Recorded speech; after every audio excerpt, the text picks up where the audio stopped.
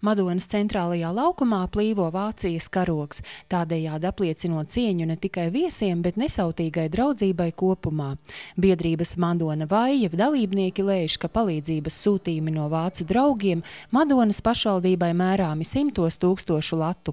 Te ir aprīkojumi sociālās aprūpes iestādēm, mēbeles bērnu namam, īpašs prieks par skolas soliem. Vaijai jau 20 gadus ir Vaijas Madonas sadraudzības biedrība, kas organizē dažādus labdarības pasākumus, un šo pasākumu ietvaros vāc līdzekļus, lai varētu noīrēt transportu sūtījumiem uz Madonu. Un tad ir iesaistīti visi Madonas Vaijas iedzīvotāji, un viņi vāc dažādas lietas, kas noderētu Madonas sociālajiem dienestiem, skolām, pansionātiem, bērnu namiem, un tas viss tiek atgādāts uz šejieni. Vaijai ir izbūvēta Madonas iela, aktīvi darbojas Madonas Vaijas draugu biedrības abās pašvaldībās, un vācieši atzīst, ka ar lielu prieku un entuziasmu uztur sadarbību starp abām pašvaldībām.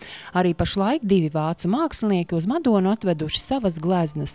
Nereti tieši māksla ir bijis viens no veidiem, kā rast ciešāku sapratni. Kultūrai, mākslai ir izteiksmes līdzekļi, kurus jebkurš saprot. Tātad kultūra ir ļoti svarīga. Mākslā un sportā valoda nemaz nav vajadzīga.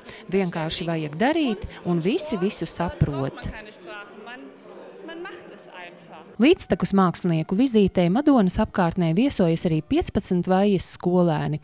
Bērni uzturas latviešu ģimenēs, dodas uz latviešu skolu, ekskursijās pa Madonu, jau pabijuši arī Latgalē un Rīgā. Es domāju, ir svarīgi iepazīt valstis, kas ir ap Baltijas jūru. Turklāt Latvijā dzīvo ļoti dažādi un interesanti cilvēki, kas dara interesantas lietas. Tas jauniem cilvēkiem ir svarīgi dzīves pieredzes iegūšanai. Draudzība valstu starpā vislabāk izveidojas personiski iepazīstoties vienam ar otru. Izstādes atklāšanas reizē klātesošajiem teica Madonas novada vadītājs. Un par to, ka sadarbība turpināsies arī nākotnē, ir pārliecinātas abas puses. Oktobra beigās jau gaidāms nākamais sūtījums 2 novada skolām. Dzīntra Stradiņa, Kārlis Kumsārs, Vidzemes televīzija.